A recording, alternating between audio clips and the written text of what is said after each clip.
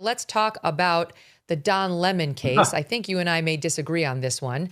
I believe that they were right to charge him because he did go into a church. He did behave more as protester than journalist, but I think even as a journalist, he is exposed to liability because while he could have gone into some public venue with his microphone, he didn't. He went into private property, which a church is.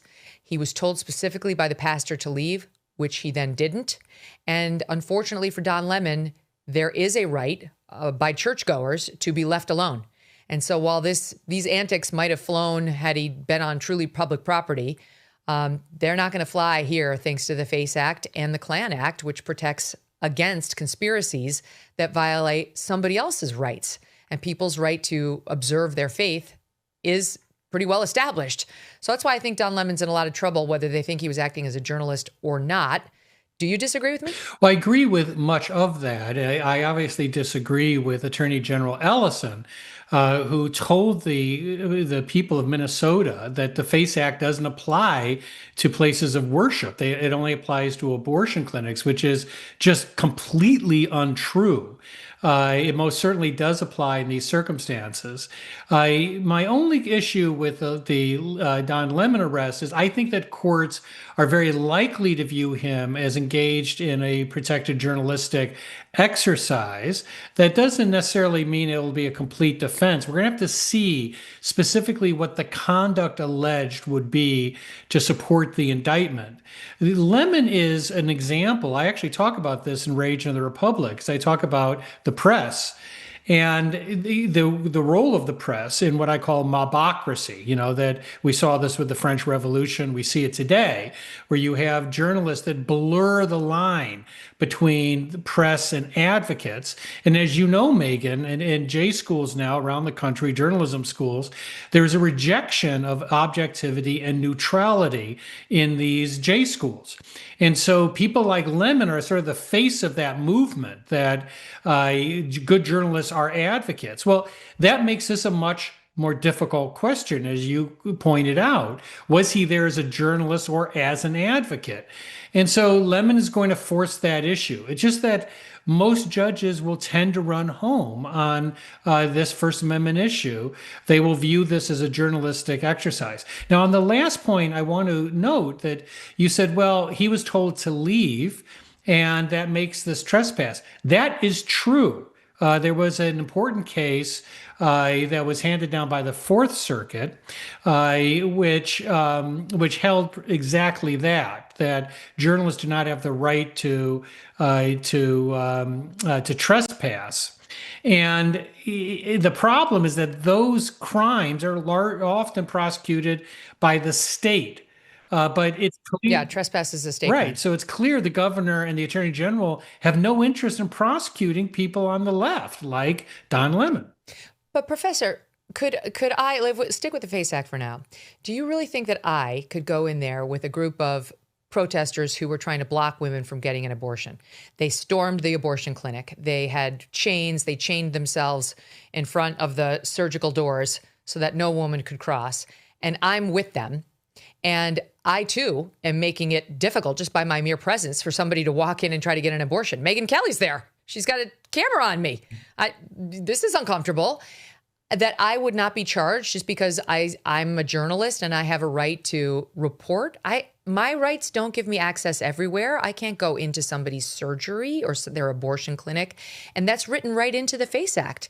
And unfortunately for Don Lemon, he did the equivalent of that by going into a church. Well, the fascinating thing on that point, which is an excellent analogy, is that Ellison himself has interpreted the FACE Act when it comes to pro-life defendants as being unbelievably broad, that he is did most Exactly. anything to be obstruction. So if you apply the Ellison approach, then you're absolutely right. It's a really difficult question for a lot of courts of when you cross that line as a journalist. And my only point is that I think in the end he's going to have the advantage with these courts. But we haven't even seen this unfold in terms of the indicted conduct and what will be presented at trial. I'm just simply saying that I think that the odds probably favor him. They do not favor, in my view, the others who have been charged. Mm-hmm. I do think that he's going to play that card, but I don't think it's going to be upheld unless there's partisanship, because I'll just play you this one soundbite. We've been covering it very closely, and the indictment does cite a lot of this terrible behavior. But just let me play one soundbite for you, Professor, of him at the event in the church, and you tell me whether this sounds like journalist or protester. Here it is. This is the beginning of what's going to happen here. When you violate people's due process, when you pull people off the street, you start dragging them and hurting them and not abiding by the Constitution, when you start doing all of that, people get upset and angry. And if you remember what the Civil Rights Movement was about, the Civil Rights Movement was about these very kinds of protests. And for some reason, in our modern era, people think that in order to have protests, you got to be, cordoned off to a certain area and, what time you can protest. There's nothing in the Constitution that tells you what time you can protest. You can protest at any time. That's the whole point of it, is to disrupt, it's to make uncomfortable. And that's what they're doing. And that's what I believe when I say everyone has to be willing to sacrifice something. You have to make people uncomfortable in these times. If you see how uncomfortably and how harsh people are being treated on the streets, you have to be willing to go into places and disrupt and make people uncomfortable. That is what this country is about.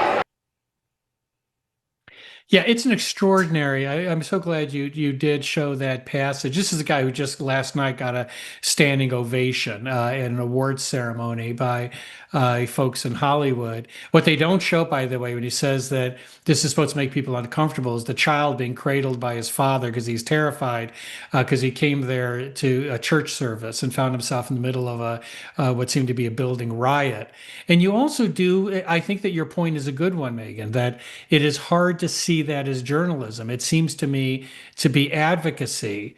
But this is something that the courts are really struggling with in good faith. One of the things we've seen from the left in a lot of these protests has been that Antifa and other groups have donned press vests. And by simply pulling out their phones, they say that we're press. You also saw this sort of use of legal observer status. Renee Good said that she was a legal observer before that shooting. I've represented legal observers in courts in protest cases. That was not a legal observer. That was a participant. She was actively blocking ICE. And so we're going to have the court's going to have to sort of weed through this to try to draw some lines here. But Don Lemon may succeed in forcing this issue as J schools crank out more activist journalists. Courts are going to have to make a decision of when you become more of an activist than a journalist. I mean, I think it's interesting because we should just know what he was there doing, but I don't think my own personal opinion and my legal opinion is it doesn't matter. The FACE Act does not have an exception for a journalist. If I, as a journalist, go into an abortion clinic with my mic and my camera, I am 100% going to get arrested under a Democrat administration anyway for a FACE Act violation. And same as Don Lemon got arrested for going into that church. He conspired. That's the other thing. He's been charged with conspiracy against rights, which is a separate claim. And he did conspire with them. He knew in advance. He worked with the leader of the whole thing. He kissed her on the cheek. He gave coffee and donuts to the people beforehand to get them psyched up. He knew where they were going. He was there from the beginning. He also disrupted the mass, the service. He got in the face of the pastor. The pastor didn't want to be talking to him and told him to leave. He refused. He continued sticking his mic in the faces of the congregants after the pastor had told him to get out. He knew he wasn't wanted. He stayed anyway. He defended the protest. He watched traumatized children and said, trauma is part of it. That's all part of it. And to me, there's just no question that just that he had a microphone is not going to save him for that. It's a violation against rights, and journalists have to obey the law just the same as anybody else does. That we don't have some magical shield against the law, by the fact that we have press passes. Well, I think that's the sort of fascinating thing for me, with Rage of the Republic and comparing the conditions that existed at our Declaration of Independence with today. Many of those Jacobins, those people that guillotined so many of their fellow citizens, were journalists. And much like today, they decided that they were advocate journalists, and eventually they became little tyrants because they untethered themselves from their professional role. We're seeing that same thing happen today, and it's something that we need to address. Where does this take us? Where does all this rage take us? That's sort of the point of the book. It's very easy to start a revolution. It's harder to end one. And in that sense, the book talks about sort of two figures, Paine, who was the righteous rage of a revolution. He knew what it took to bring a people to revolution. And James Madison, who was sort of the pious logic of this republic. He knew what it would take to make a revolution into a republic. And that's why a lot of these principles, we have to sort of remember where we came from and how we got here. Because people like Don Lemon are cut from the same bolt as many of these early advocates who themselves became sort of petty tyrants. Yeah, petty and tyrant both work. Yeah, they work perfectly. International disputes, inflation, rising national debt, digital currency. There is a never-ending list of reasons that gold has risen over 700% in the last 20 years. And a never-ending list of reasons smart Americans diversify a portion of their savings into precious metals with Birch Gold Group. Gold can thrive during uncertainty, which is why it's a crucial part of a balanced strategy. It gives you peace of mind, given all the events that could impact the U.S. economy. See if holding gold in a tax-sheltered retirement account is right for you. Birch Gold can help you convert an existing IRA or 401k into an IRA in gold. Just text MK to the number 989898 to receive your free info kit on gold. There's no obligation, just useful information. With an A+ rating from the Better Business Bureau and tens of thousands of happy customers, consider letting Birch Gold help you diversify with gold, so you too can have peace of mind regardless of the uncertainty. Text MK to the number 989898. Thanks so much for watching. If you like what you just saw, hit the subscribe button for more clips and full episodes.